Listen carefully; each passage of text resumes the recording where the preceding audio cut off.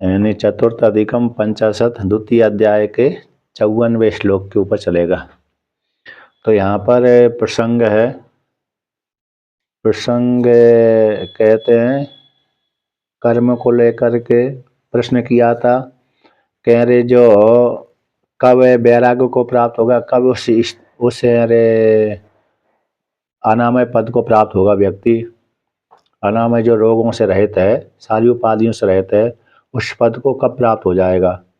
कहते हैं ऐसे प्रश्न कर दिया था कि जब तुम्हारी बुद्धि मोह रूप कालुष्य से रहित हो जाएगी, यानी जगत को विषय नहीं करेगी। बुद्धि जब तुम्हारी बुद्धि जगत को विषय करने वाली नहीं होगी, उस काल में वैराग्य से युक्त होकर के अनामय पद को प्राप्त कर लोगे। अर्थात सुख दुख में सम हो जाओगे, सुख दुख में सम होकर के उस तत्व की प्राप्ति तुमको हो जाएगी। जब तक राग द्वेष से युक्त बुद्धि रहेगी, अंतःकरण रहेगा, राग और द्वेष से युक्त होकर के अंतःकरण रहेगा, तब तक तुमको अनामय पद की प्राप्ति नहीं रहेगी। किंतु जिस काल में आपको राग द्वेष से रहित हो गए, उस काल में वेदांत पूर्वक आत्मा का चिंतन करके उस अनामय पद की प्राप्ति हो जाएगी, ऐसा वर्णन कर दिया। यदा तदा, यदा में भी काल अर्थ में, तदा में भी काल अर्थ में, इस काल को लेकर के वर्णन किया था। और जो फिर श्रुत है और सुन लिया है, उसके प्रति वैराग हो जाएगा, और जो सुनने योग्य है उसके प्रति वैराग हो गया है। वेदांत से इतर के सबके प्रति वैराग हो जाएगा। किससे? यहाँ पर टिप्पणी टीकाकार ने वर्णन किया था कि वेदांत से श्रोतव्य, श्रोतव्य और श्रुतस्य च, इन वाक्य को लेकर के अर्थात वेदांत है ना उपनिषद, उपनिषद से इतर सबके प्रति वैराग वैराग हो जाएगा, उपनिषद के प्रति नहीं होगा। क्योंकि उपनिषद के प्रति वैराग हो गया तो फिर अरे ज्ञान ही नहीं होगा, है ना। तो इसलिए तो इस प्रकार से यहाँ पर ये वर्णन कर दिया। क्या वर्णन कर दिया? कह रहे श्रुत श्रुत श्रुत को लेकर के और अरे श्रोतव्य को लेकर के उस काल में अरे इससे भी वैराग हो जाएगा, और कर्म कांड से भी वैराग हो जाएगा, अर्थात कामना पूर्वक है। और निष्काम के माध्यम से अंतःकरण शुद्धि और शुद्धि के माध्यम से ज्ञान की प्राप्ति। उस काल में फिर समाधि में अरे आत्मा की प्राप्ति हो जाएगी। समाधि में समाधि रूप आत्मा का प्राप्ति हो जाएगी, आत्मा का यथार्थ बोध हो जाएगा। जब मन एकाग्र हो गया, बुद्धि एकाग्र हो गई, उसी बुद्धि में आत्म तत्व की प्राप्ति हो जाएगी, अभिव्यक्त हो जाएगी आत्मा, ऐसा वर्णन कर दिया। अब जो आत्मा अभिव्यक्त हो जाएगी बुद्धि में, अंतःकरण में, उसके विषय में कहते हैं कि जिसको ऐसे भाव की प्राप्ति हो गई, उसका लक्षण क्या है, किस प्रकार से पहचाने कि कैसा वो है, किस प्रकार से रहता है। स्थित प्रज्ञा वाला, जिसको समाधि की प्राप्ति हो गई, आत्म तत्व की प्राप्ति हो गई, जिसको समाधि की प्राप्ति हो गई, कर्मों से उत्पन्न होने वाले जो फल है परमार्थ तत्व, निष्काम कर्म के माध्यम से, निष्काम कर्म के माध्यम से अंतःकरण शुद्धि, अंतःकरण शुद्धि के माध्यम से ज्ञान की प्राप्ति, ज्ञान की प्राप्ति से मोक्ष रूप फल की प्राप्ति। तो मोक्ष रूप फल की प्राप्ति जिस साधक को अथवा साधिका को हो गई, तो उसका लक्षण क्या है, किस प्रकार से हम पहचाने कि इसको, इसी को ब्रह्मवेत्ता कहते हैं, इसी को ही विदुष विद्वान कहते हैं, ब्रह्मवेत्ता कहते हैं, मोक्ष कहते हैं, परमात्मा कहते हैं। इस प्रकार से, क्योंकि ब्रह्मवेत्ता को ही परमात्मा संज्ञा उसकी हो जाती है ना। विद्वान तो संज्ञा है, ये ब्रह्मवेत्ता संज्ञा है, ब्रह्मवेद संज्ञा है, मुक्त संज्ञा है। इस प्रकार से उसको कैसे पहचाने, जो उसने विवेक ज्ञान के द्वारा उस प्रज्ञा को प्राप्त कर लिया, उसका लक्षण क्या है, किस प्रकार से पहचाने। ऐसी प्राप्ति हो जाने पर कहते हैं अर्जुन उवाच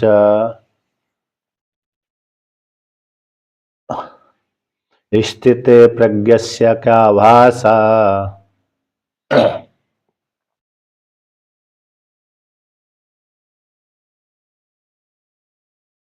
समाधिस्तस्य केशव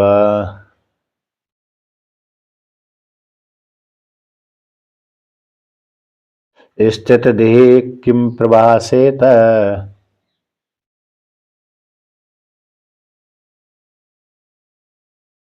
किमासीत विरजेत किम।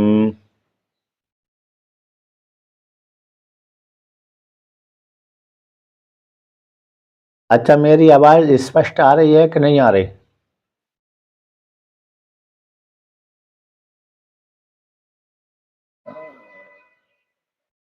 कट कट के आ रही है ना।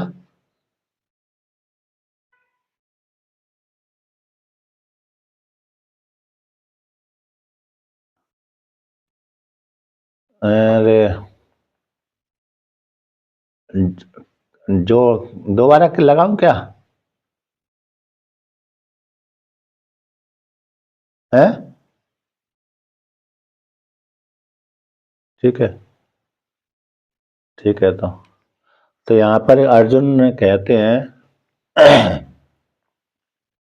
कि स्थित प्रज्ञस्य क्या भाषा, जिसको आत्मा में स्थिति हो गई है ना, स्थित प्रज्ञ, स्थित हो गई है बुद्धि जिसकी आत्मा में लग गई है। प्रज्ञा ने बुद्ध प्रकट रूप से जाना थी प्रज्ञा, तो प्रज्ञा जानने वाला साधक है। ऐसे जिसने, जिसकी आत्मा में बुद्धि हो गई, जिसने आत्मा को जान लिया है, उसका क्या भाषा, किस प्रकार से वह व्यवहार करता है, प्रकाशित होता है। भाषा, भाषदीप तो धातु है। कौन सी धातु है? भाषदीप।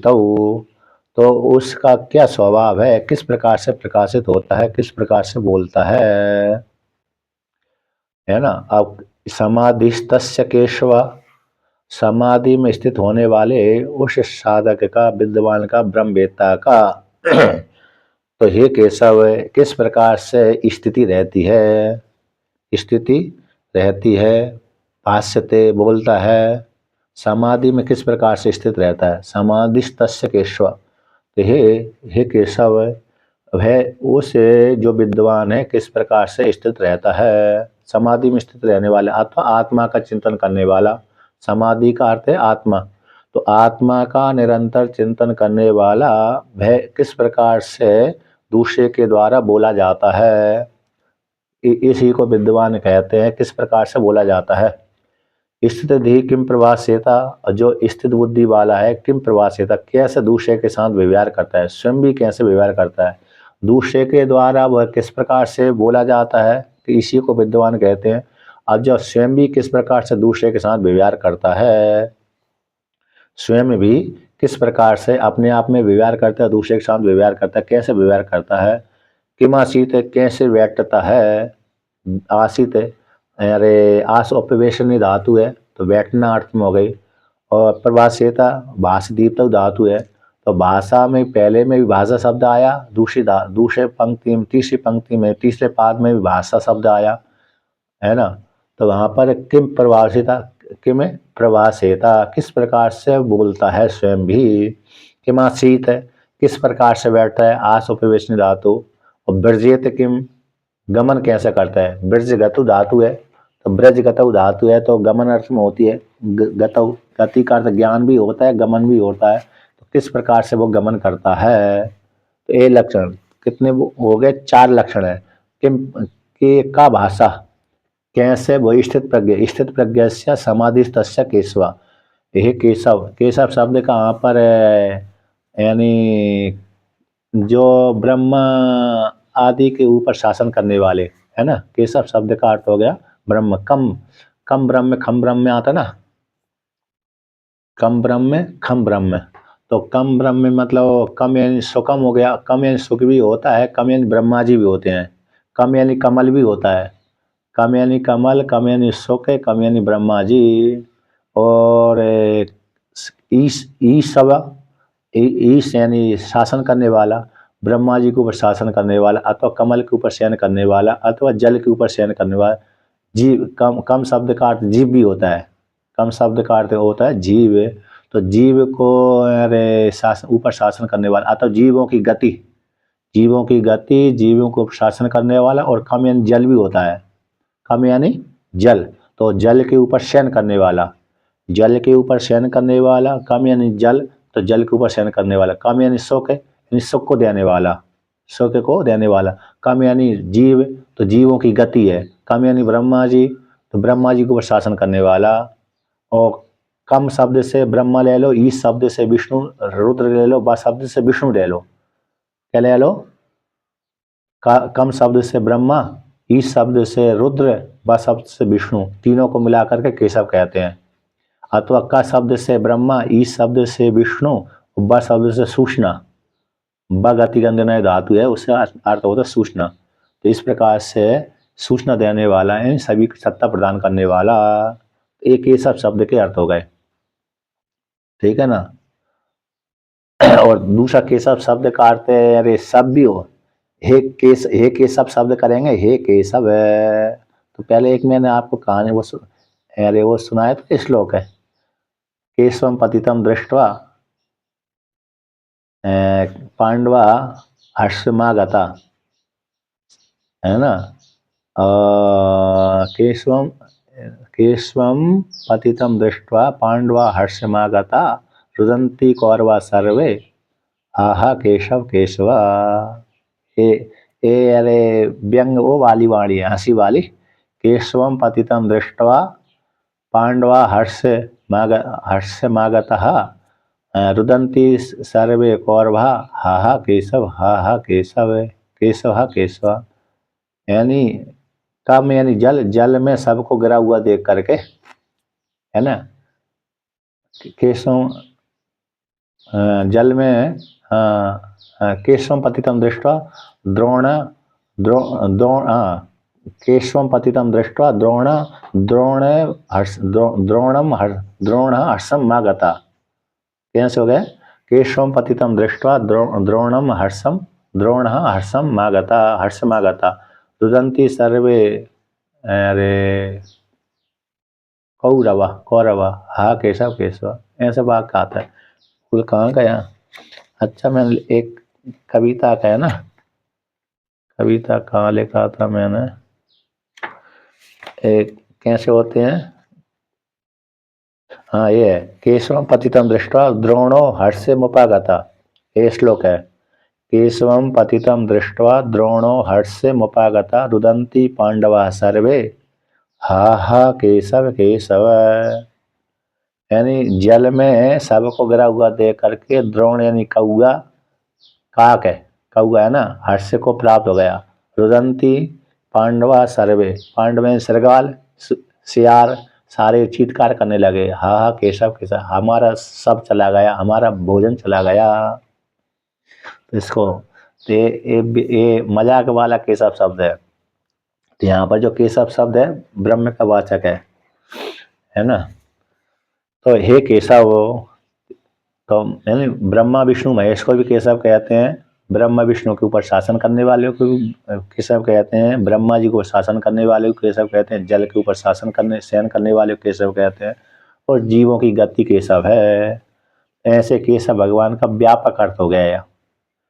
तो ऐसा स्थित धी जो इसकी बुद्धि आत्मा में लग गई है, ब्रह्मवेत्ता की किम प्रभाव से था, कैसे दूसरे के साथ व्यवहार करता है, बोलता है, कैसे बैठता है, कैसे गमन करता है। इस प्रकार से 4 प्रश्न कर दिए। अब 4 प्रश्नों का फिर समाप्ति पर्यंत तक इसका अर्थ आएगा। मतलब एक एक शब्दों का लक्षण बताएंगे भगवान। तो यहाँ पर भगवान भास्कर इसका व्याख्यान करते हैं। स्थित प्रज्ञस्य इति, स्थितः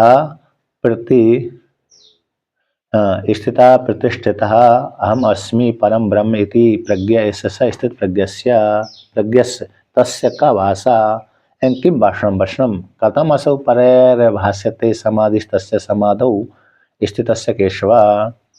स्थिता यानी प्रतिष्ठिता, किसमें प्रतिष्ठित हो गई कि अहम अस्मि, मैं ब्रह्म हूँ, यानी हम अस्मि परम ब्रह्म इति, मैं ही अतः मैं परम ब्रह्म है, एक कार नहीं लगाया, हम अस्मि परम ब्रह्म, मैं ब्रह्म हूँ सामान, अतः एक कार लगा दे तो मैं ही मुझसे बिन को दूसरा नहीं है, जो सामने देख रहे हैं वो भी नहीं है, ऐसा अर्थ आ जाएगा। तो मैं ही हूँ, तो हम सामान्य वाक्य का द्वारा प्रयोग कर दिया, हम अस्मि परम ब्रह्म, मैं परम ब्रह्म हूँ। तो सामने जो जीव अपने आप को जीवात्मा मानते वो भी ब्रह्म है, मैं भी ब्रह्म ही हूँ, मैं भी ब्रह्म ही हूँ, मैं ही अकेला ब्रह्म हूँ, दूसरे नहीं है, ऐसा नहीं। अर्थात जितने भी जीव सारे ब्रह्म ही हैं, ब्रह्म से इतर कोई दूसरा है ही नहीं है।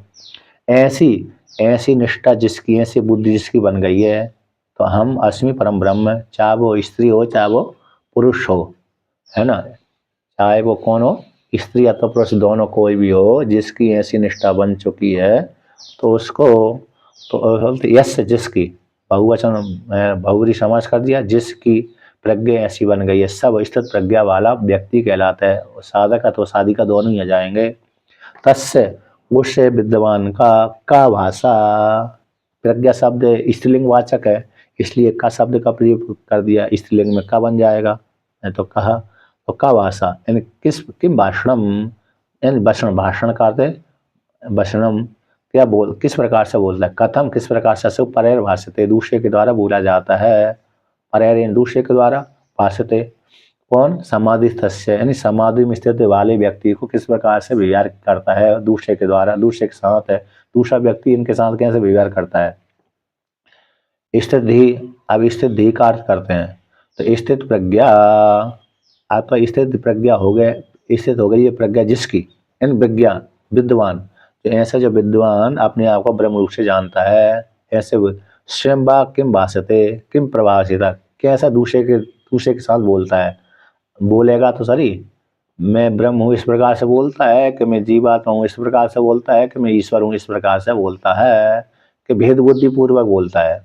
जैसे सामान्य स्त्री पुरुष से भेदपूर्वक व्यवहार करते हैं, उसी प्रकार से ये भी क्या भेदपूर्वक व्यवहार करता है अथवा अभेदपूर्वक व्यवहार करता है, अथवा दृष्टि में, उसकी दृष्टि में सारा ब्रह्म ही दिखता है, लेकिन व्यवहारिक रूप से भेदपूर्वक व्यवहार करता है। कैसे बोलता है, किम आसीत विरजेत किम, किस प्रकार से बैठता है और किस प्रकार से गमन करता है।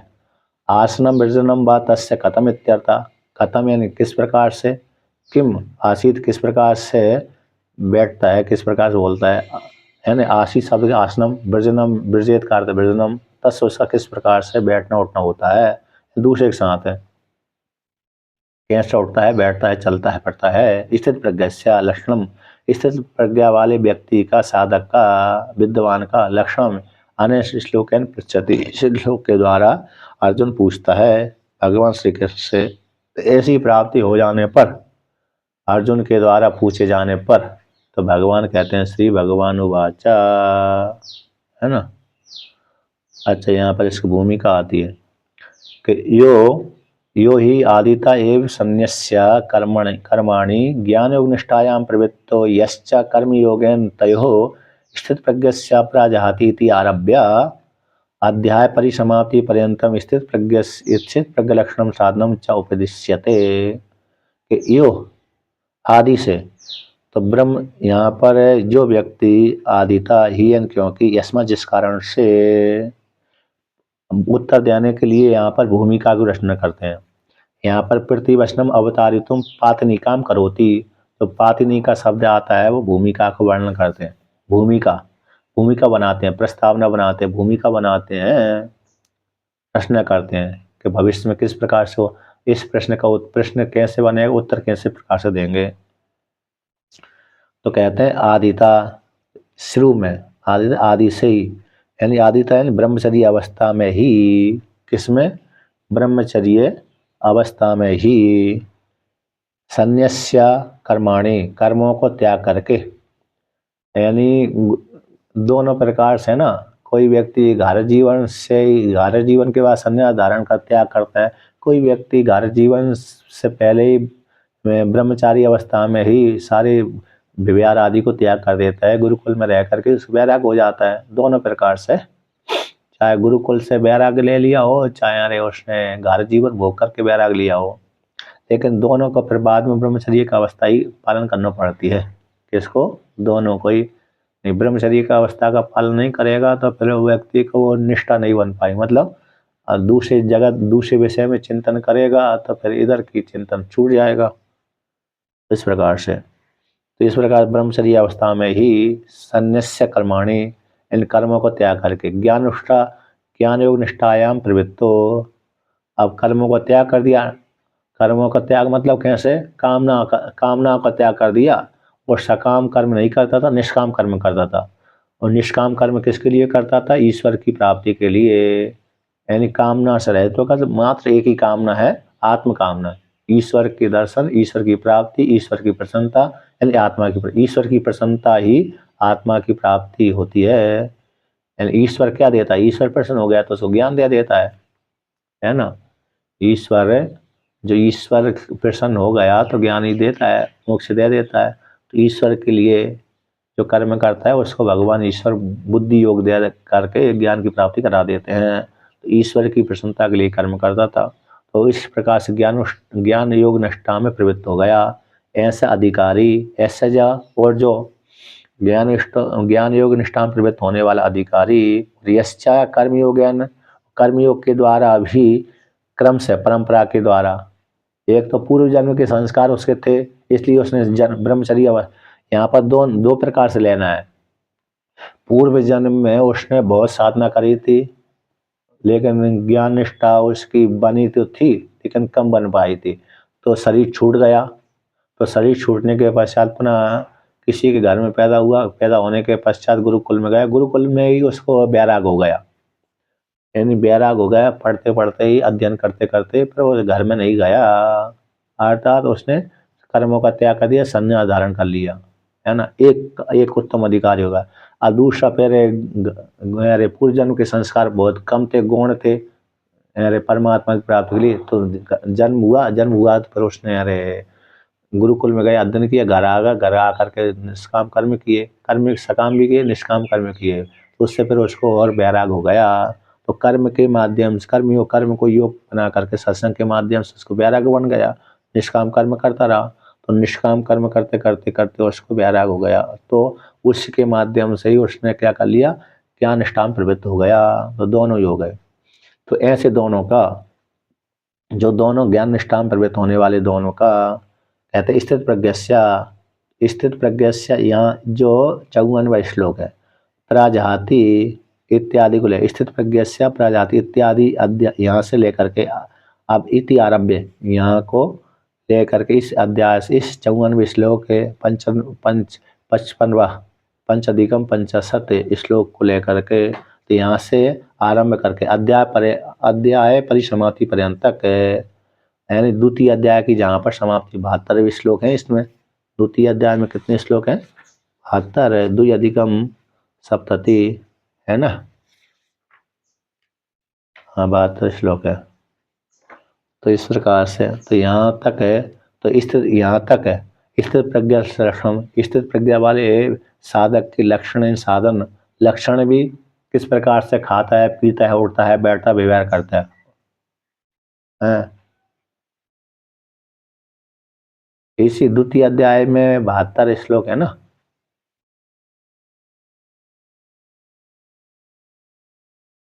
सबसे ज्यादा इसी में ही तो है लगता है ना, 18वें में है ना, 18वें में कितने हैं, 18वें में तो 71 है नहीं, अच्छा 78 तो यहाँ पर, हाँ तो यहाँ पर 72 है, तो 72 मतलब ये द्वितीय अध्याय की समाप्ति पर्यंत तक क्या हो जाएगा, 54वें श्लोक से 54वें श्लोक में मैंने प्रश्न कर दिया, तो 55वें श्लोक से यहाँ पर वो उसका उत्तर आरंभ होता है। तो यहाँ से लेकर के द्वितीय अध्याय समाप्ति पर्यंत तक स्थित प्रज्ञा वाले साधक का, यानी जिसको आत्मज्ञान हो गया, अतः आत्मज्ञान की प्राप्ति में लगा हुआ है, भविष्य में हो ही जाएगा, पक्का है, ऐसे दोनों का लक्षण स्वरूप है, और साधन यानी किस प्रकार से जो लगा हुआ है उसके लिए साधन, मुमुक्षु है ना, मुमुक्षु व्यक्ति के लिए साधन तो उसी के लिए है कि जो मुमुक्षु है, और जो साध्य तो फल ही हो गया, यानी उसको ज्ञान हो गया। एक जीवन मुक्त अवस्था में विचरण कर रहा है, एक जीवन मुक्त अवस्था की प्राप्ति के लिए प्रयत्न कर रहा है, यानी एक ब्रह्म ज्ञान की प्राप्ति के लिए प्रयत्न कर रहा है और एक को ब्रह्म ज्ञान हो चुका है, तो दोनों के लिए तो साधन तो ब्रह्म ज्ञान प्राप्ति होने वाले उसके साधक के लिए, और लक्षण का अर्थ हो गया जिसको ब्रह्म ज्ञान हो चुका है उसके लिए, उसका स्वरूप का वर्णन।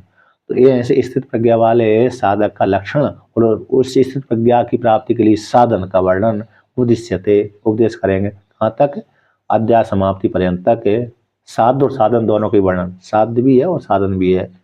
तो सर्वत्र ही अध्यात्म शास्त्रे कृतार्थ लक्षणानि यानी तानि एव साधनानि उपदिश्यन्ते यत्न साध्यत्वात्, के सभी जगह पर, कहाँ पर, सर्वत्र सभी स्थान पर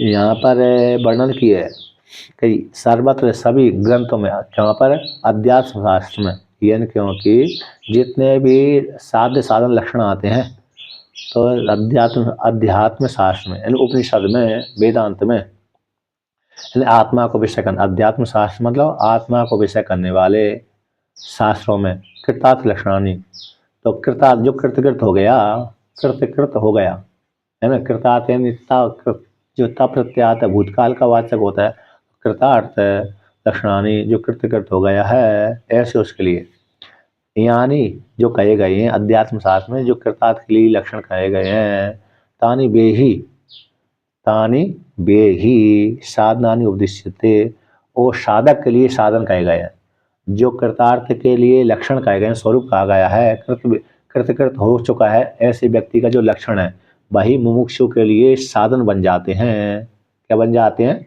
साधन। इस प्रकार से यत्न साध्यत्व, साधन क्या होते हैं? साधन का अर्थ होता है यत्न के द्वारा साध्य, यत्न के द्वारा, यत्न यानी प्र लगा दो प्रयत्न बन जाते हैं, तो प्रयत्न के द्वारा साध्य किए जाते हैं, है ना। जैसे हमको आम चाहिए तो आम आम प्राप्ति के लिए हमको आम रूप फल हो गया और आम की प्राप्ति के लिए हमको यत्न यानी प्रयत्न करना पड़ेगी, तो या तो जहाँ पर आम्र वृक्ष है वहाँ पर जाना पड़ेगी, तो वहाँ पर जा कर के हम या टुकड़ेंगे या तो खरीदेंगे, यानी बाजार में है आम्र तो हम किसी साधन के द्वारा जाएंगे, पैदल जाएंगे या तो किसी धन लेकर के जाएंगे, पैदल जाएंगे या तो वाहन से जाएंगे, तो बाजार से लेकर के आपन से लेकर के हम उस आम्र फल को ले आएंगे, खा लेंगे, तो ये हो गए साधन।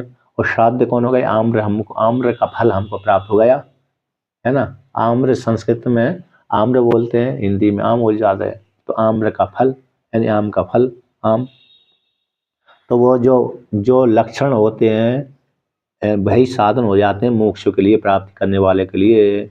और जो कृतार्थ के लक्षण है वो स्वरूप है, लक्षणवंत स्वरूप, वो इस प्रकार से व्यवहार करता है, वही दूसरे व्यक्ति के लिए साधक के लिए साधन कहलाते हैं। तो ये यानी यत्न साध्यानि साधनानि लक्षणानि च भवन्ति तानि, कि जो यत्न के द्वारा साध्य साधन होते हैं और लक्षण हैं वे भवंती हैं तानि, उनको यहाँ पर भगवान कहते हैं, है ना। यहाँ पर टीका में दिया है 1 2 3 4 5 91 नंबर पृष्ठ से, इसमें 91 नंबर पृष्ठ पे, तो 91 नंबर पृष्ठ के 1 2 3 4 5 5 पंक्ति नीचे से 5 पंक्ति, यद्यपि टीका में यद्यपि कृतार्थस्य ज्ञानिनो, यद्यपि कृतार्थ वाले व्यक्ति का, कृतार्थ मतलब हो गया ब्रह्मवेत्ता, ब्रह्म ज्ञानी, चाहे वो स्त्री हो चाहे वो पुरुष हो। जैसे स्त्री में उदाहरण कौन से ले लो, अरे आनंदमयी माता, वो पौराणिक हो गई मदालसा, तो वर्तमान काल में आनंदमयी माता, आनंदमयी माता के विषय में ब्रह्मवेत्ता के विषय में ख्याति है उनकी, है कि नहीं है? सुना है ना आपने? उनके विषय में यही है। और जो रमण,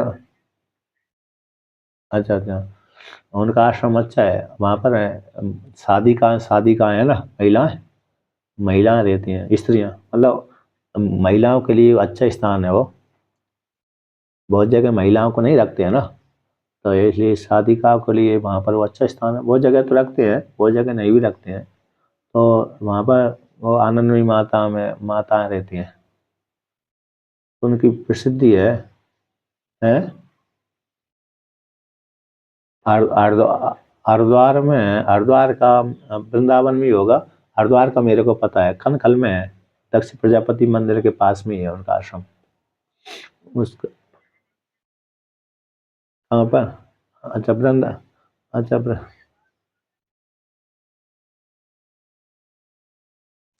अच्छा, हाँ हाँ, वो शाखा उनकी फैली हुई ना, बड़ी विद्वान रहे हैं, थी तो बंगाली, मतलब अरे लेकिन बड़ी प्रसिद्धि रही।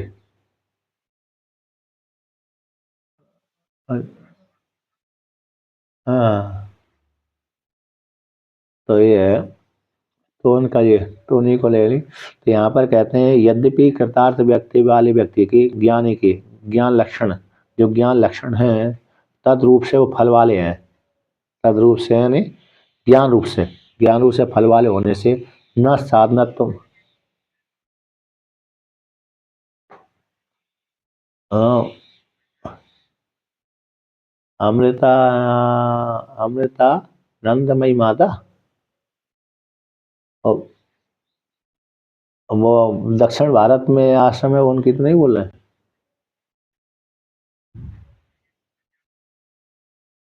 अ- अच्छा उनके विषय अच्छा उनके विषय में तो मैंने नहीं सुना। अच्छा अच्छा। हाँ लेकिन वहाँ का दक्षिण भारत की माता के विषय में तो मैंने सुना था। अच्छा वो गले वाली है, हाँ, गले लगा लेते हैं। मैं उनके आश्रम में गया था। अरे वहाँ हाँ अरे अच्छा आश्रम है, बहुत लड़का लड़कियां रहती हैं, कॉलेज है, बहुत कॉलेज है उनका आश्रम में। पाँच चार पाँच मंजिला कॉलेज बना समुद्र किनारे है। तो समुद्र वहाँ पर 2 3 रात रुका मैं, स्नान भी किया समुद्र। और केरल केरल में है, केरला में है, केरल में है। तो 3 दिन उनके आश्रम में रुका था मैं। तो स्त्रियां अलग रहती हैं, पुरुष अलग रहते हैं, जो लड़का लड़कियां पढ़ते हैं वो उनका अलग है। साधिका वाली स्त्रियों का स्थान अलग है। महात्माओं के लिए उनको रोकते हैं वो 4 5 दिन जितने दिन रुकना हो। वहाँ पर दक्षिण यद्यपि चावल खाते हो तो, लेकिन उत्तर भारत के गए हुए महात्माओं के लिए रोटी मिलती है वहाँ पर। वो यानी दोनों प्रकार से विकल्प है वहाँ पर, रोटी वालों के लिए रोटी मिल जाती है, चावल वालों के लिए चावल। प्राय करके चावल ही खाते हैं उधर के तो। और वहाँ का केरल का चावल इतना मोटा मोटा होता है, खाने में ही अपने को तो पसंद नहीं है। थोड़ा बहुत तो खा सकते हैं, लेकिन वो अजीब ही लगता है। उधर का चावल देखा है, खाया कभी केरल का? बहुत नहीं, वहाँ का चावल भी मोटा होता है। इधर का चावल अलग होता है, उधर का चावल अलग होता है, केरल वाला बहुत मोटा मोटा होता है। एक दो जगह मेरे खाने मिला, एक जगह दो जगह। अब कम चावल खाने, जो कम चावल रोटी खाने वाले को तो कम ही कम ही पसंद होता है। फिर भी मजबूरी में खानी पड़ी, 1 महीना रहा मैं 15 20 दिन उधर दक्षिण भारत में। तो लेकिन चावल ही खाने पड़ा मैंने। रोटी तो मिलती नहीं थी, कहीं कहीं मिल जाती थी।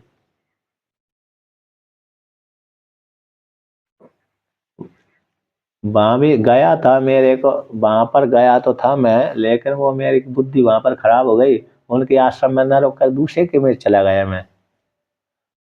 तो इस हाँ हो सकता प्रारब्ध वहां का था ही नहीं मेरे को वो रहने का। दूसरे आश्रम में चला गया, एक महात्मा एक व्यक्ति मेरे को ले गया, किसी ने घर में कहीं रोका कहीं रोका, तो ऐसे ही अचानक मिल गया रमन महर्षि के आश्रम में। अतः मेरे को ये भी जानकारी नहीं थी कि ये रोकते हैं यहाँ पर। मैं सोची यहाँ तो पब्लिक वैसी आती है दर्शन करने के लिए, रोकते हैं, ये माल जानकारी नहीं थी, इसलिए मैं वहाँ रुका ही नहीं। हाँ एक महात्मा ने मेरे को परिचय दिया, वो दिया था स्थान का परिचय कि यहाँ पर जाकर रुकना, तो वहाँ पर मैं रुका था। लेकिन एक ही रात रुका वहाँ पर, उसी रमन महर्षि से नज़दीक में था, 1 1.5 किलोमीटर दूर, उसी पर्वत के ऊपर। वो मंदिर नज़दीक ही था, लेकिन अच्छा है। एक एक से बोला था चलेंगे कहीं रुकेंगे, एक व्यक्ति मेरा परिचित वहाँ जाकर के रुकता है, किराए से कमरा लेकर के।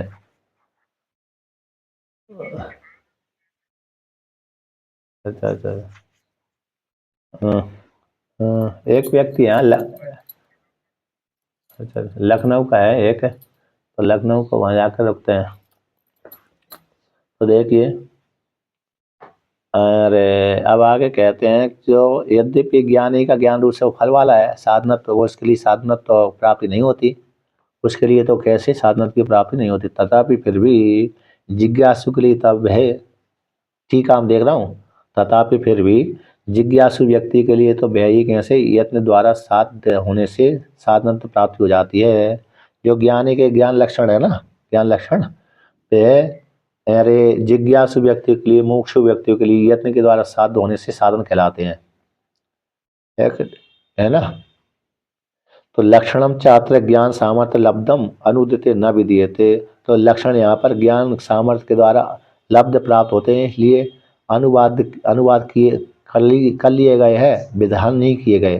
तो विद्वान का विधि निषेध का विषय न होने से इसलिए जिज्ञासु का भी साधन अनुष्ठान के लिए लक्षण अनुवाद है। यानी विद्वान के लिए तो विधि निषेध कोई है नहीं है, तो विधि निषेध का विषय न होने से इस हेतु से, और जिज्ञासु के लिए भी साधन का अनुष्ठान के लिए लक्षण अनुवाद किया गया है। इसलिए एक ही में ही साधन अनुष्ठान में तात्पर्य है ना, एक ही साधन और अनुष्ठान में दोनों में तात्पर्य है। अतः इस प्रकार से दोनों ही भविष्य में विद्वान हो जाते हैं, एक तो विद्वान हो ही गया तो एक भविष्य में हो जाएगा, इसलिए विधि निषेध से परे हो जाता है। तो इस प्रकार से यहाँ पर कह दिया। अब कहते हैं जो यत्न के द्वारा साध्य साधन है, साध्य और साधन है, और जो साध्य हो चुके हैं, साधन और साध्य और लक्षण जो है वो कहते हैं, तानी उनको कहते हैं भगवान श्री कृष्ण। श्री भगवान उवाचा प्रा प्राजहाति यदा कामान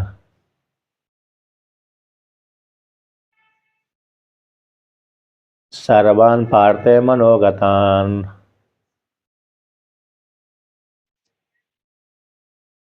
आत्मन्नेवात्मना तुष्टः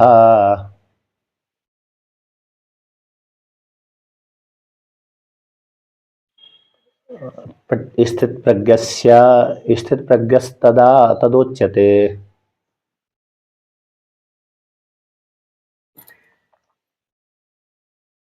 तो यहाँ पर कहते हैं पहला लक्षण करते हैं स्थित प्रज्ञा का क्या अर्थ है, किसको स्थित प्रज्ञा कहते हैं। स्थित प्रज्ञा तदा उस काल में इस प्रकार से तद उसको स्थित प्रज्ञा कहते हैं।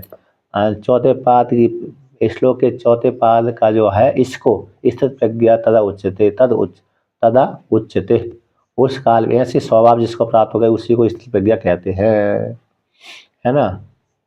तो कैसे कहते हैं कि इसको, अब प्रश्न उत्तर हो गया, इसको स्थित प्रज्ञा वाला कहते हैं, इसको जिसकी प्रज्ञा आत्मा में लग गई इसी को ही स्थित प्रज्ञा कहते हैं। तो किसको कहते हैं, इसको कहते हैं। तो प्राजहाति यदा कामन, यदा जिस काल में, यदा यानी अस्मिन काल में, परा शब्द का अर्थ अति प्रकृष्ट, तो प्रकृष्ट रूप से जाति वो वाक त्यागे, वाक त्यागे धातु से जाति रूप बन जाता है लट लकार के वचन में। तो प्रकृष्ट रूप से त्याग कर दिया हो जाता है, जिसका क्या त्याग हो जाता है भाई कि कामना को त्याग करना ही सबका त्याग हो जाता है। तो सर्वान कामान, तो सर्वान का जितनी भी कामना है, तो तीन प्रकार पुत्रेषणा वित्तेषणा लोकेषणा, तीन प्रकार की कामना होती है, पुत्रेषणा वित्तेषणा लोकेषणा, यही सबसे बड़ी कामना है। तो पुत्र, जिसको पुत्र की कामना है तो उसके लिए सारा संसार है, जिसकी पुत्र की कामना नहीं है तो सारा संसार ही नहीं है। एक श्लोक आता है यस्य स्त्री तस्य भोग इच्छा निस्त्री कस्य भोग स्त्रियम त्यक्त्वा जगत त्यक्त्वा सुखी भवेत्। ये श्रुति का अर्थ है, श्रुति है, सामान्य है। तो इस प्रकार से, तो ये जो पुत्र क्या ना, स्त्री की कामना, स्त्री कामना, पुत्र की कामना, तो स्त्री पुत्र है तो संसार है, स्त्री पुत्र नहीं है तो संसार भी नहीं है उसके लिए। अब विपरीत कर दो, उसमें स्त्री को लेकर जहाँ पर स्त्री शब्द आया वहाँ पर पुरुष कर दो, तो स्त्री ने भी यदि पुरुष की कामना नहीं करी, पुत्र पुरुष की कामना नहीं करी तो उसके लिए भी संसार नहीं है। तो इस प्रकार से साधक के लिए स्त्री की कामना रहित हो जाना और शादी का आगे पुरुष की कामना रहित हो जाना, इस प्रकार से। तो आगे कहते हैं प्राजाति, प्रकट रूप से जिसने त्याग कर दिया सारे कामनाओं के, मनोगतान, और कामना कहाँ रहती है, मन में बैठ कहाँ रहती है, कहाँ पर स्थिर, उसकी कामनाओं का स्थान कहाँ पर, मन ही कामनाओं का स्थान है ना। मनोगर, तो मन ही मात्र मन है, क्योंकि मन में ही बैठे रहते हैं। इंद्रिय तो स्थूल है मन की अपेक्षा, तो मन में ही सारी संस्कार बैठे थे। मन में जब चिंतन होता है फिर इंद्रियों में आता है, इंद्रिय तो उनके साधन बन जाते हैं, और कामनाओं की प्राप्ति के लिए ये इंद्रिय कैसी होती, साधन बनती है। मन में ही वो मन मेमोरी का, हिंदी में सामान्य हो गया मेमोरी कार्ड है क्या नहीं। चित्त में नहीं, मन का अर्थ हो गया अंतकरण, अंतकरण में सारी कामना रहती है, अतः संस्कार रूप से। अब सुप्त प्रसुप्त रूप से रहती है, सुप्त हो गई, प्रसुप्त प्रकट, प्रसुप्त बहुत गहरी निद्रा में सोई हुई है, प्रसुप्त सामान्य निद्रा में सोई है, अब प्रकट हो गई। अब प्रकट जैसे जैसे जैसे बालक अवस्था में उस प्रकार के संस्कार जागृत हो जाते हैं, जवानी में उस प्रकार के संस्कार जागृत हो जाते हैं, और बुढ़ापे में उस प्रकार के संस्कार जागृत हो जाते हैं। अब जैसे बुढ़ापे के संस्कार अभी प्रसुप्त अवस्था में सोए हुए थे, अब सुप्त हो गए, दूसरी अवस्था के और नीचे की अवस्था के अब प्रकट हो गए, जिस जिस अवस्था में गया उसी अवस्था के संस्कार जागृत हो जाते हैं, तो प्रकट हो गए। और जो प्रकट नहीं हुए सुप्त प्रसुप्त अवस्था में पड़े हुए हैं, इस प्रकार से। तो कहते हैं मन में गई हुई सारी कामनाओं को जिस जिस काल में त्याग देता है, उस काल में कहते आत्मन ये आत्मा संतुष्ट है, आत्मा के द्वारा आत्मा में संतुष्ट हो जाए, आत्मा से तर्क का चिंतन करता ही नहीं है। आत्मा से तर्क को देखता ही नहीं तो चिंतन क्या करेगा। जो व्यक्ति आत्मा से तर्क को देखता है तो चिंतन करेगा, जो व्यक्ति आत्मा से तर्क दूसरे को देखता ही नहीं है, आत्मा का निरंतर चिंतन करते रहता, हम ब्रह्मास्मि मैं ब्रह्म हूँ, चाहे वो स्त्री हो चाहे वो पुरुष हो। स्त्री भी चिंतन करेगी तो तब भी कहेगी मैं ब्रह्म हूँ, पुरुष भी जब चिंतन करेगा तब भी कहेगा मैं ब्रह्म हूँ, मैं स्त्री हूँ, ऐसा चिंतन करेगा तो चिंतन ही खराब है उसका, है कि नहीं। स्त्री कोई चिंतन करे कि मैं स्त्री हूँ, ऐसा चिंतन करे तो उसका भी चिंतन खराब है। पुरुष कहे कि मैं पुरुष हूँ, ऐसा चिंतन करता है तो उसका भी चिंतन खराब है। मैं ब्रह्म हूँ इस प्रकार से चिंतन कोई पुरुष करेगा तो उसके लिए चिंतन अच्छा है। स्त्री भी चिंतन ये भी करे कि मैं ही ब्रह्म हूँ तो उसका चिंतन ठीक ही है। अब कोई कि मैं स्त्री का है कि मैं देवी रूप हूँ, तो वो भी भेद बुद्धि वाला चिंतन है। यद्यपि देवी रूप है ये भी अच्छा ही है, श्री विद्या की उपासना करने वाले होते हैं ना, वो देवी के चिंतन करते हैं, लेकिन सीधा सीधा देवी भी ब्रह्म ही है। देवी भी कैसी होती है, वो ब्रह्म ही है, तो देवी और देव में कोई भेद नहीं रहता। वहां पर चिंतन यही करना पड़ती है, हम ब्रह्मास्मि, मैं ही ब्रह्म हूँ। शक्ति शक्तिमान, ये शक्ति और शक्तिमान भी उपाधि है। शक्ति और शक्तिमान भी एक ऐसी उपाधि है ना। और शक्ति शक्तिमान में अभेद भी है। दाहक और दाहक है, दाहकता नाम की शक्ति अग्नि में अभेद ही है, दोनों एक ही है। इस प्रकार से जैसे देवी भागवत पुराण पढ़ेंगे तो वहां पर स्पष्ट बोलती है देवी, वहां पर मैं ही ब्रह्म हूँ, है हम ब्रह्मास्मि परम धाम, ऐसा प्रयोग कर देती है, मैं ही ब्रह्म हूँ। देवी देवी भागवत पुराण में देवी गीता पढ़ेंगे, बहुत सुंदर है देवी गीता, उसमें साधन का ही वर्णन किया है। साध्य तो ब्रह्म ही है वहां पर।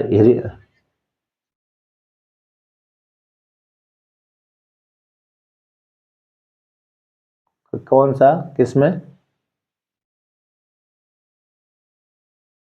अच्छा अच्छा अच्छा, हाँ अरे सही सही बनाते हैं तो फिर ज्ञान हो लोगों को, अरे अच्छा लगता है। जब खराब बना देते हैं तो फिर बेकार हो जाता है वही, है कि नहीं।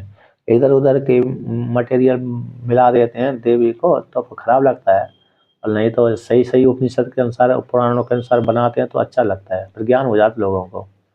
जैसे जैसे आप वो पढ़ेंगे ना, कौन सा देवी सूक्त है, दुर्गा सूक्त है, देवी सूक्त है, पुरुष सूक्त है, इन सब में ब्रह्म ज्ञान का ही वर्णन आता है।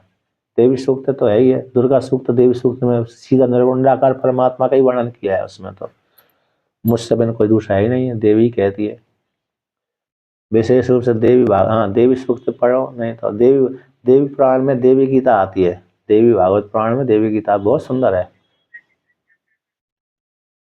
पहले पहले खंड में आती है। हिमालय, हिमालय का आख्यान है, हिमालय के घर में पैदा होती है। दक्ष प्रजापति का प्रसंग समाप्त हो जाता है, दक्ष प्रजापति सती का सब शरीर छूट जाता है, सती शरीर का छूटने से पहले ही ये प्रसंग आता है। दक्ष वहां पर दक्ष प्रजापति और हिमालय दोनों ही उस पार्वती को पुत्री रूप से प्राप्त करने की साधना करते हैं वहां पर। यहाँ पर तो एक ही काल में करते हैं दोनों। शिव पुराण के अनुसार अलग प्रसंग आ जाता है, बाद में उपासना करती है हिमालय आदि, हिमालय उपासना नहीं करती, देवी करती है। लेकिन वहां पर देवी भागवत पुराण के अनुसार हिमालय भी प्रार्थना करते हैं, वो करते हैं, उपासना करते हैं, और दक्ष प्रजापति भी उपासना करते देवी की। तो दोनों को देवी वरदान देती है कि पहले मैं दक्ष प्रजापति घर में पैदा होंगी, फिर बाद में वहां से अरे तुम्हारे घर में पैदा होंगी, ऐसा वरदान देती है देवी भागवत पुराण में। तो वो अच्छा प्रसंग है, अरे पढ़ने के लिए, कभी पढ़ना अच्छा है, बहुत अच्छा है। और उसमें दो ही उपनिषद का, देवी गीता में उपनिषद भी दे ही आए, जैसे भगवत श्रीमद् भागवत भगवत गीता में मुंडक उपनिषद कठोपनिषद लिया है ना ज्यादा, है ना, उसी प्रकार से उसमें भी मुंडक उपनिषद कठोपनिषद ही है।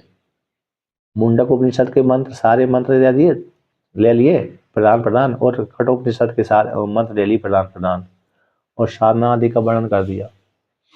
यही है। अब आगे कहते हैं, तो कहते हैं कि आत्मनि, यानी आत्मा में ही आत्मा के द्वारा संतुष्ट हो जाना, उसको कहते हैं स्थित प्रज्ञस्य। अब आगे वर्णन करते हैं, है ना, एक ही। अब आगे भगवान भाष्यकार कहते हैं, उसका व्याख्यान करते हैं कि प्रजाति प्रजाति प्रकर्षण जाति प्रत्ययति यदा इसमें काले सर्वान समस्तान कामान इच्छा वेदान हे पार्थ मनोगतान मनसी प्रविष्टान हृदय प्रविष्टान। पार्थ संबोधन में हे पार्थ, तो यह हे प्रता का पुत्र पार्थ हो गया, प्रता यहाँ आपात्यम विधि पार्थ है। तो प्रजाति परित्यजति, जिस काल में व्यक्ति त्याग कर देता है सर्वान समस्त कामान को, इच्छा भेदों को, तो हे पार्थ मनोगतान, क्योंकि मनसी प्रविष्टान, मन में ही सारी कामना, हृदय, मन हृदय बोलती अंतकरण, हृदय में ही सारी कामना प्रविष्ट रहती हैं। उन कामना को जब जिस काल में त्याग कर देता है, तो सर्वे काम परित्यागे तुष्टि कारण अभावात शरीर धारण निमित्त शेषेच्छा सती उन्मत्त प्रवृत्ति प्राप्त इति उच्यते। तो यहाँ पर पूर्व पक्षी प्रश्न करता है, यदि सारे कामनाओं का परित्याग कर देने पर, सारी कामना मन में गई हुई जितनी भी कामना थी उनका त्याग कर दिया, तो तुष्टि का कोई कारण नहीं बचा, प्रसन्नता का कोई कारण बचा ही नहीं। प्रसन्नता का कोई कारण नहीं बचा, तो शरीर धारण के निमित्त शेष की प्राप्ति हो जाने पर, शरीर तो बना ही रहेगा व्यक्ति का, ऐसा नहीं, पर सारी कामना को त्याग कर दिया, शरीर ही छूट गया, तो शरीर के धारण के निमित्त के शेष की प्राप्ति हो जाने पर प्रारब्ध बचा हुआ है, तो प्रारब्ध बचा हुआ है तो फिर भाई वो अब कैसा हो जाएगा, कोई तुष्टि कारण है नहीं है, तो फिर उन्मत्त हो जाएगा, प्रमत्त के समान प्रवृत्ति हो जाएगी, प्रवृत्ति की प्राप्ति हो जाएगी उसको, कोई सारी कामना का त्याग कर दिया, तुष्टि कारण कोई भाव नहीं है, और शरीर धारण के निमित्त शेष की प्राप्ति है, बचा हुआ है उसका प्रारब्ध भोग बचा हुआ है, तो प्रारब्ध भोग बचा हुआ है, तो भाई फिर वो कह रहे कोई कर्म करता रहेगा, शरीर धारण निमित्त प्रारब्ध कर्म के शेष रहने पर तो उन्मत्त प्रमत्त के समान प्रवृत्ति, उसकी प्रवृत्ति की प्राप्ति हो जाएगी। 3 नंबर टिप्पणी, उन्माद मास्तिक विकारज चित्त विभ्रमा तदुक्त पुरुष उन्मत्त है। मस्तिष्क विकार से जन्य जो चित्त में भ्रांति हो जाती है उसको उन्मत्त है, विवेक रहता है, चित्त विभ्रम। प्रमत्त यानी प्रमत्त का अर्थ किया है कि प्रकट रूप से हर्ष का अनुभव करता हुआ, विद्यमान विवेकम तिरस्कृत, और विद्यमान विवेक का तिरस्कार करके भ्रांत के समान यानी व्यवहार करता है, इसको विवेक कहते हैं। इसका भी इतना प्रकाश है, उन्मत्त में और प्रमत्त में भेद कर लेना चाहिए।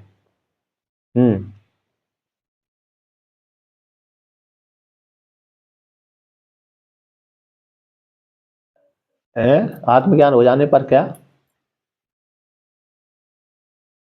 उसकी क्यों होगी, उसकी तो उन्मत्त के समान प्रवृत्ति थोड़ी होगी, और उसके तो शास्त्रीय रूप से उसको ज्ञान होगा तो शास्त्रीय में व्यवहार करेगा।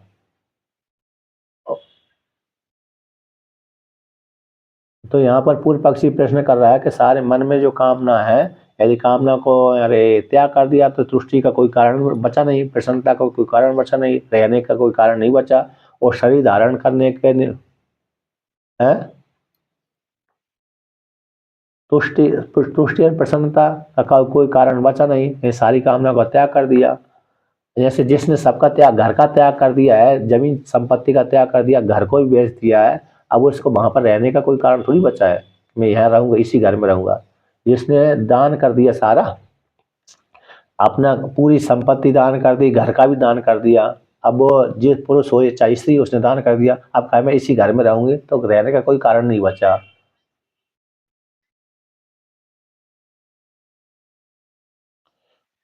हाँ, अब यहाँ पर प्रश्न यही है, पूर्व पक्षी का प्रश्न है, पूर्व पक्षी का प्रश्न ये प्रश्न है कि सारी कामनाओं का त्याग कर देने पर अब शरीर को धारण करने के निमित्त कुछ तुष्टि जो होती, प्रसन्नता होती थी शरीर को धारण करने का निमित्त, वो तुष्टि का कारण बचा नहीं है।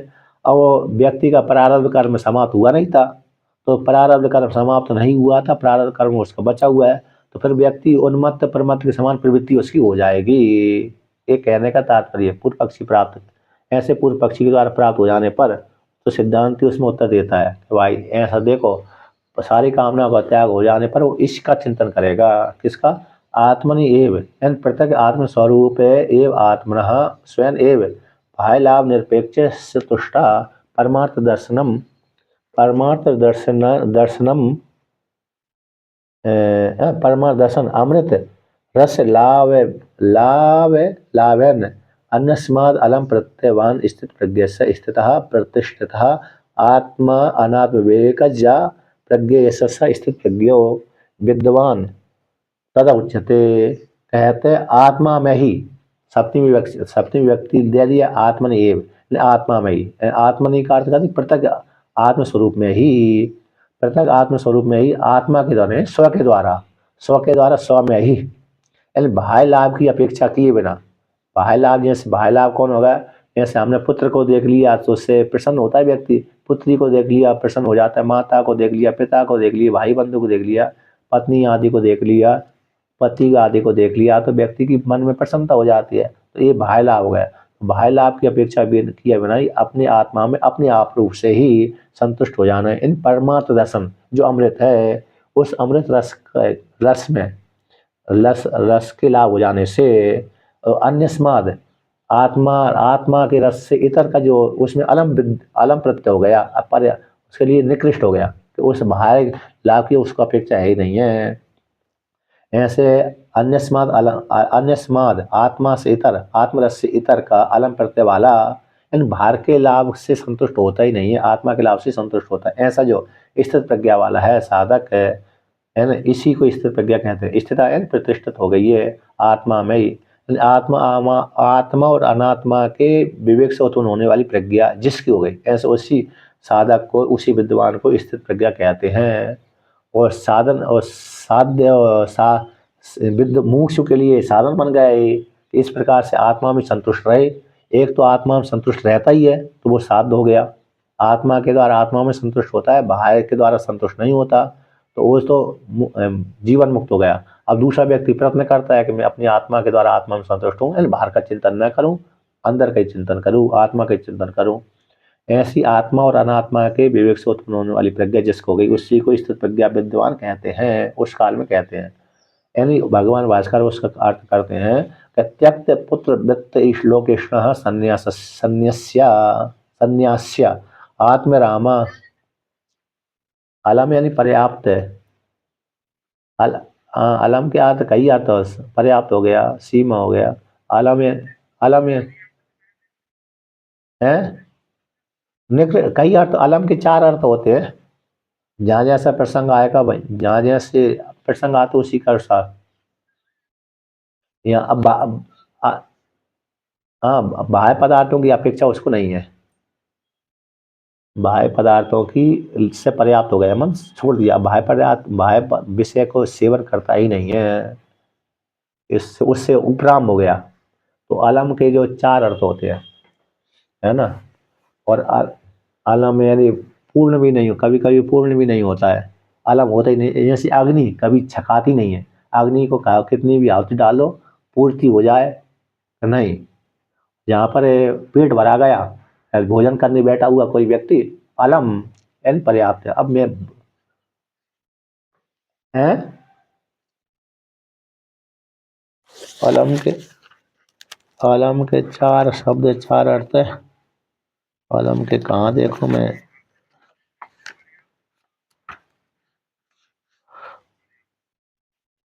अलम शब्द, अलम कहाँ पर आया है,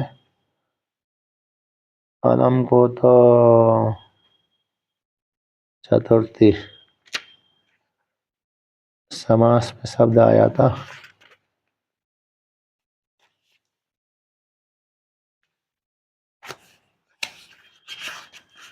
तत्पुरुष से,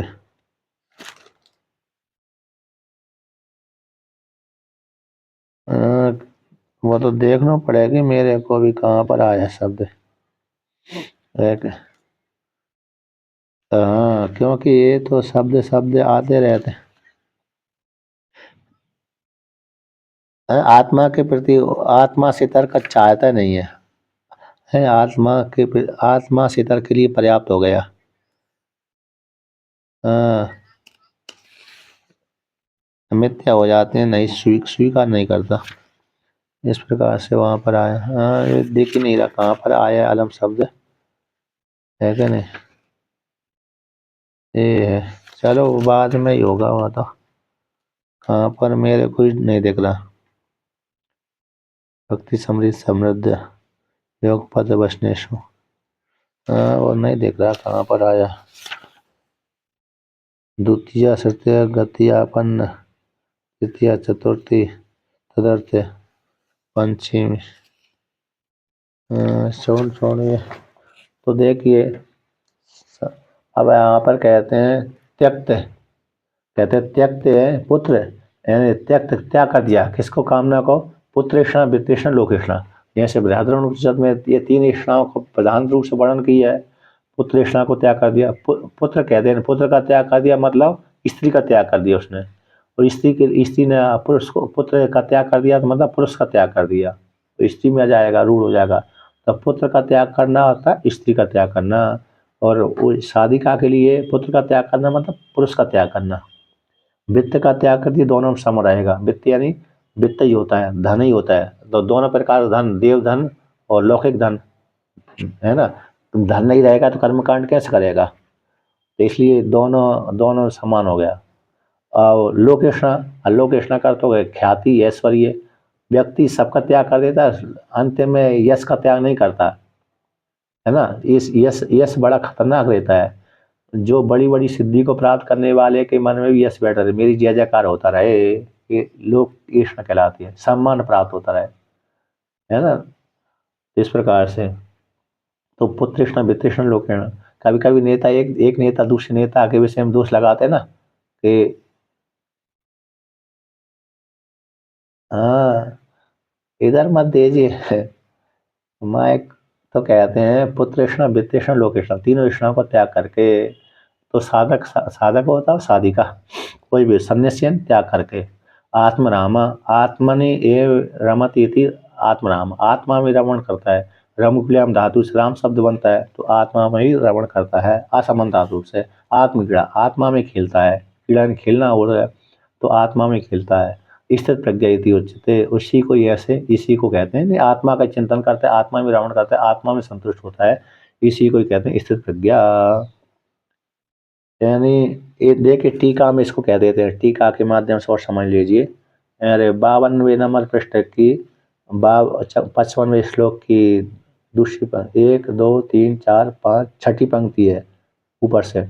आत्मा को, यानी आत्मा को जिज्ञासमान, आत्मा को जानने वाले साधक है वैराग्य के द्वारा। आत्मा को जिज्ञासमानो, जिज्ञासमान जानने वाला साधक वैराग्य के द्वारा, वैराग्य के द्वारा सर्वेषणा को त्यागात्मक, सारी इष्णा को त्याग कर दिए, पुत्रेषणा वित्तेषणा लोकेषणा को त्याग करके, संन्यास को आपादन करके, संपादन करके, श्रवण आदि वृत्ति के माध्यम से, आत्मवाद दृष्टव्य श्रोतव्य मंतव्य विद्यासितव्य, श्रवण आदि की आवृत्ति के माध्यम से तज ज्ञानम प्राप्त है, आत्मा का ज्ञान प्राप्त कर लिया, आत्मा के तात्पर्य से जान लिया, निध्यासन करता रहा है, निध्यासन करता करता उसी में आत्मा में आसक्ति उसी हो गई, जगत की आसक्ति समाप्त हो गई। तो आत्मा में आसक्ति रूप से विषय व्यामुक्त है। जब निरंतर व्यक्ति आत्मा का चिंतन करेगा तो अपने आप ही दूसरे का चिंतन समाप्त हो जाता है ना। आपने देखा होगा जो व्यक्ति धन का चिंतन ज़्यादा करता है तो अन्य चिंतन उसका समाप्त हो जाता है। हर किसी व्यक्ति में एक एक चिंतन ज़्यादा चलता है तो दूसरा चिंतन अपने आप ही गौण हो जाता है। उसी प्रकार से आत्मा का चिंतन करेगा तो दूसरे संबंधी जो चिंतन होता है गौण हो जाता है।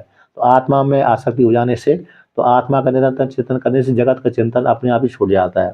तो विषय व्यामोह हो जाने से तत्, अब विषय का व्यामोह हो गया तो उसका फलभूत है, जब आत्मा का चिंतन करेगा तो आत्मा का ज्ञान हो गया, उसी में संतुष्ट हो जाते हैं। तत्र वहीं पर प्रतिलाभ्यमान, आत्मा में आत्मा की प्राप्ति हो गई, तो इसी को कहते हैं स्थित प्रज्ञा के प्रदेश भाग है। इसी को स्थित प्रज्ञा लक्षण, लक्षण और साधन दोनों हो गए। स्थित प्रज्ञा व्यपदेश भाग, व्यपदेश भाग मतलब कथन, इसी को स्थित प्रज्ञा कहते हैं। इस प्रकार से यहाँ पर भगवान भास्कर ने व्याकरणीय भगवान श्री कृष्ण ने अर्जुन को उपदेश किया। इसी को स्थित प्रज्ञा वाला कहते हैं, यानी आत्मा में संतुष्ट हो जाना, आत्मा का रमण करना। सभी को करना चाहिए, साधक साधिका को, स्त्री पुरुषों को। इस प्रकार से आज का पाठ पूरा हुआ।